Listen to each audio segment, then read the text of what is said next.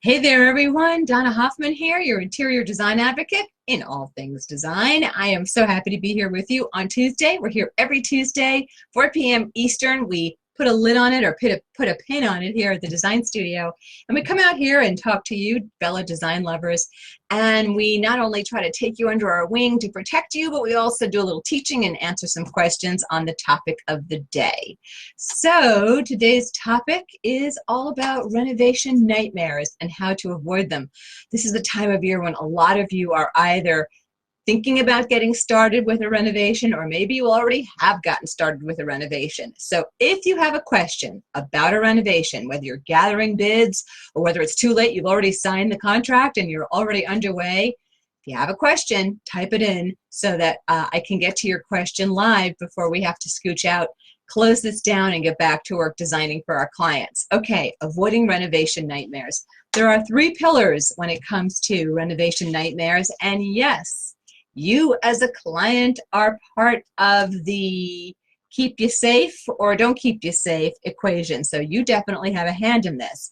And let me just start by saying, builders are amazing. I love builders. I was in a meeting with a builder the other day. I felt like a kid in a candy shop. The work is gorgeous that this group is doing. The millwork, oh, off the chart stunning. It's a gift. So nothing I'm about to say is in criticism of builders, but as I've said to you when I've taught you about designers, you know, somewhere in your town, the worst dentist is practicing, and somewhere in your town, the worst hairstylist is practicing. Well, somewhere in your town, the very worst builder is practicing in your town.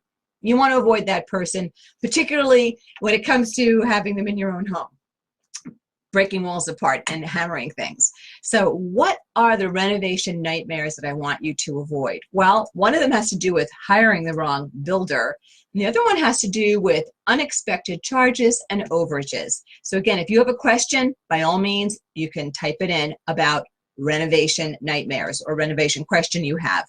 So when it comes to hiring correctly, I'm going to tell you a nightmare story that a client of ours had. They were doing an extensive renovation to a very large basement, and they were getting bids, and they asked our company if we could recommend a builder. And I said, sure, here's a group that we think would be perfect for your job. And they tend to price out somewhere in the middle to the upper middle. So my client got their bids in, and they said, you know, Don, we didn't hire the group that you had recommended. I said, oh, that's fine.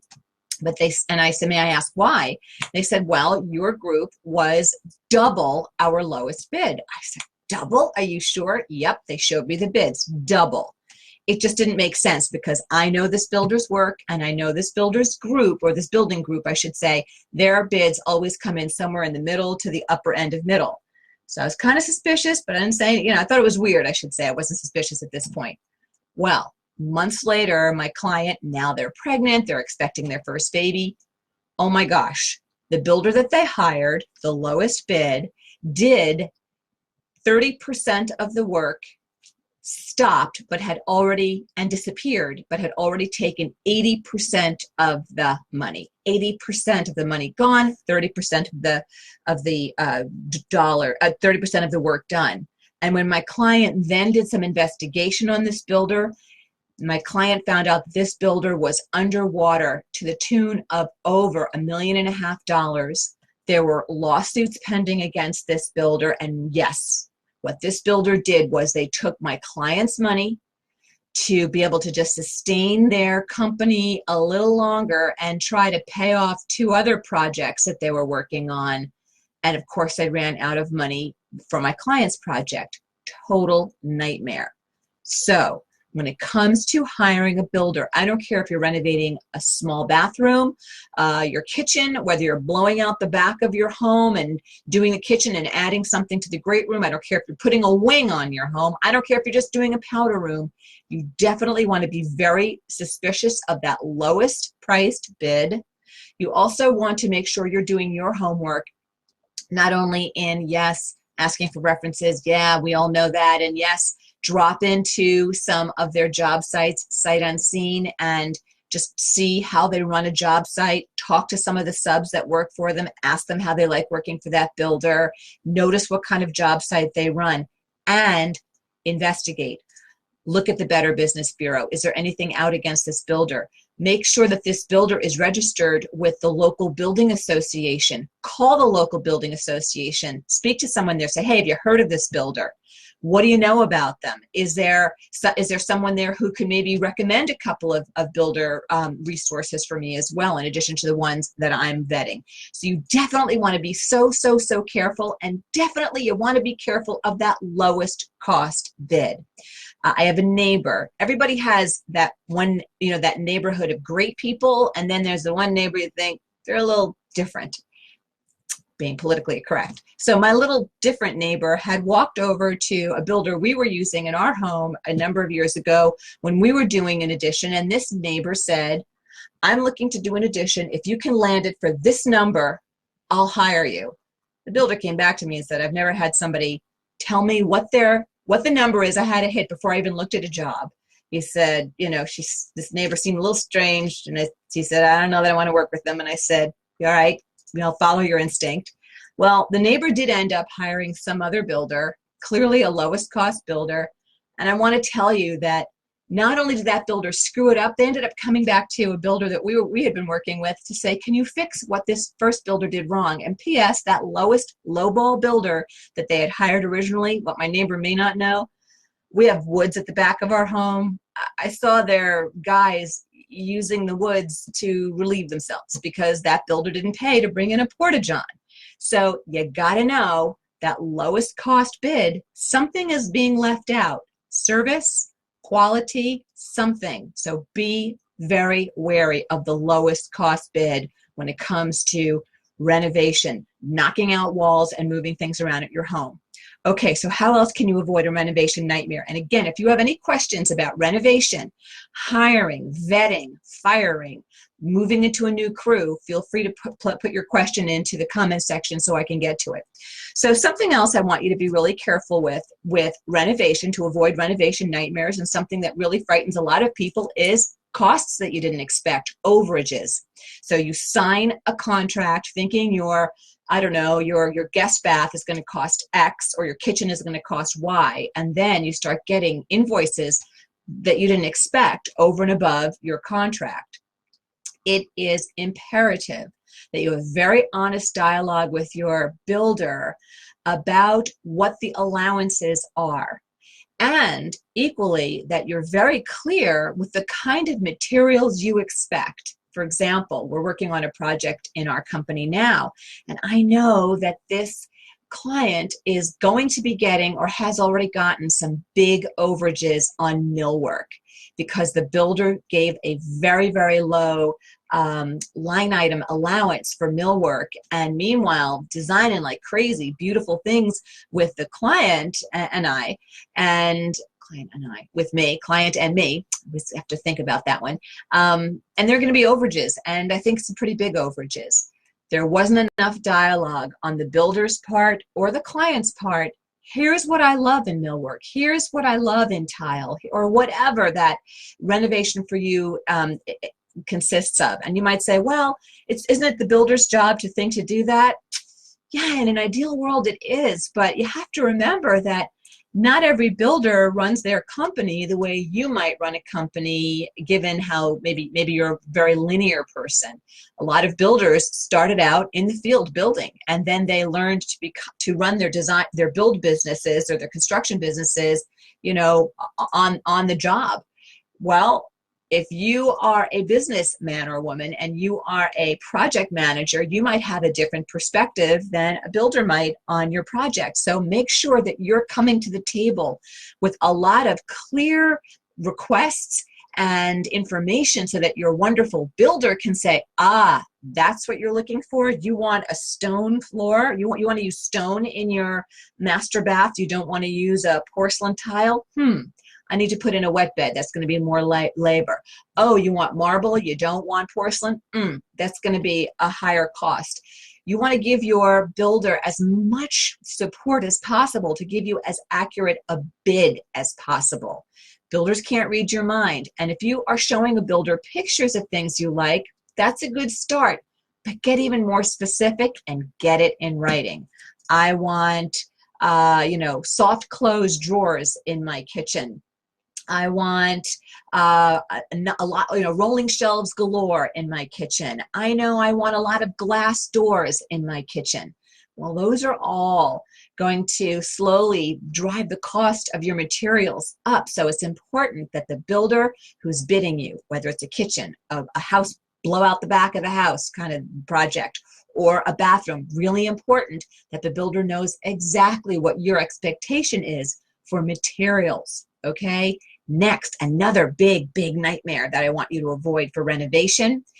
Please, if you are doing something that requires furniture in it, like you're adding a room, you're blowing out a room and making a room bigger, definitely do a space plan. Do a furniture floor plan or space plan first. You have to. You would be amazed at how costly those mistakes are. I had a client come to me once. They had enclosed a porch. They made it into a four-season room. And based upon all of the function they wanted to put into this room, they didn't realize that just by having one sliding door open from left to right instead of from right to left, boom, they couldn't put a dining table and chairs in a spot in that enclosed room that they were banking on all through the or the construction process. One little tiny error like that cost them. Well, Donna, you say they can always go back in and replace the door. Yeah, they can for a few $1,000s, and they just went through an elaborate and costly renovation. Who wants to go back in, throw out a sliding glass door, and repurchase something new? It is so easy when you're just looking, on the paper stage, when you're just drawing things, to say, hey, you know what? Based upon the way the furniture is mapping out in this room, let's move that doorway 6 inches to the right, or let's move that window 10 inches to the left. Game changer. I have seen one family too many unhappy on the backside of a project because, yeah, it came out beautifully. The workmanship is gorgeous. The builder was great to work with. Everything came in on budget, but the furniture just doesn't lay in the way we had hoped. We don't have enough room for X, or there's no room for Y. You don't want to do that. So take the time to do a measured furniture space plan before you start banging through walls and, putting hammer to nail. I'm sorry, long vacation weekend. I'm still getting back into the drill here. So that's another vacation nightmare. Hello. That's another renovation nightmare I want you to avoid. And then the last one I want you to avoid, and again, you have a hand in this, it's scope creep. Scope creep is, as the definition, for when the parameters of a project or a project scope start to creep outward. I remember when Steve and I were first married and we did a deck on our home, and this builder, I didn't know what I was doing. I wasn't a designer at the time and just flying on instinct. And this builder would come over to me and say, hey, I had a great idea. You want me to do blah, blah, blah? And I said, ooh, that sounds great. Yeah, let's do that. Hey, Donna, I had another great idea. How about if we blah, blah, blah, blah, blah? I said, oh, yeah, let's do that. Well, by the time this job was over, Bob, yes, Bob the builder, actually handed us, an invoice for like an extra $3,800 for all of these overages. That's called scope creep.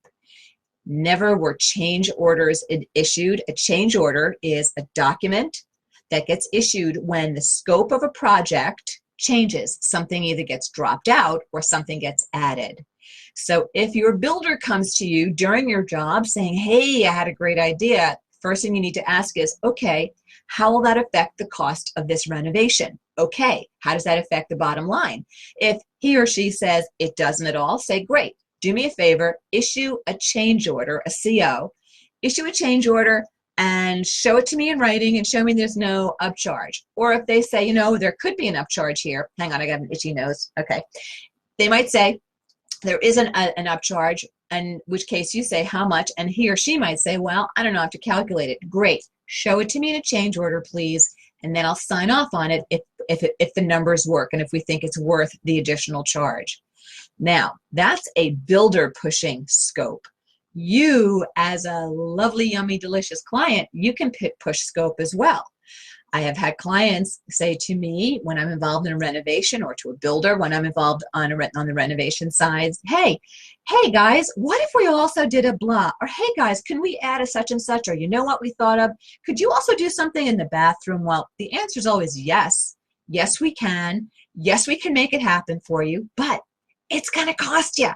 So be mindful that if you're working with a builder who doesn't have very clear systems, as in, hey, they issue a change order every time there's a change on something, you ask for the change order, okay? So you always have it in writing, so you're always in control of your project, you're always in control of your numbers. That's a nightmare saver when you do that, okay? So we've covered making sure you hire well, being very careful of the lowest cost bid, making sure that you are avoiding overages, allowance overages, by being very clear in what it is you want and expect and get it in writing, making really sure that if a builder has one of those, hey, great light bulb ideas suddenly while you're on the job, you know, you can say, great, what is it going to cost? Give me a change order. Or if you have a great idea, you ask, can I please get this explored?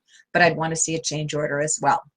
Okay, so I am going to be signing off in another minute or so. So if you have a question about how to do a renovation, or a problem you're having, or a concern, or your knees are knocking on something, by all means, you can type that in and I'll take your question live. And if not, we'll just scooch back to all the work that we're doing here in the studio. So we're talking about renovations, how to avoid those nightmares. While I'm waiting for those questions to come in, if there are any on this topic today, I just want to invite you to follow us on Instagram so we can continue to put you in under our protective wing. We love taking care of you and inspiring you, and you can do that. That's not it. Yep, that's it. Follow us on Instagram at decorating.genius, to be able to continue the conversation and let us keep teaching you and taking care of you. And if you'd like to see what we're doing at our design studio, we have a very wonderful luxury design company where we're doing luxury design for local clients here in the Philadelphia region, and New Jersey, New York, etc. You can also follow us on our design studio Instagram, which is at IDH Designs. I for interiors, D for Donna, H for Hoffman, at IDH Designs. And then you can just take a look at the behind the scenes of what we're doing here in our studio. Okay, lovelies, I see hellos from people. Hello from Bobby. Hello from Debbie. Hello from Maria. I don't see questions coming in. That's great. Sounds like this lesson did the trick and you got what you needed. Okay, my lovelies, I'll see you next week, Tuesday, 4 p.m. Eastern, and we will be tackling a great topic, which is how to improve your design eye. We'll be talking about how to improve your design eye next week, Tuesday, 4 p.m. Eastern. I'll see you then.